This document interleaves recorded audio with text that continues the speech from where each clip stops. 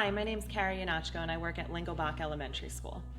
Hi, I'm Michele Warren and I teach at Pennell Elementary School. We were lucky enough to become friends in 2016 when we gained the experience of serving as delegates for the AFT National Convention in Minnesota. I learned quickly from working with the CB team that there were very few people making all the major decisions for our union.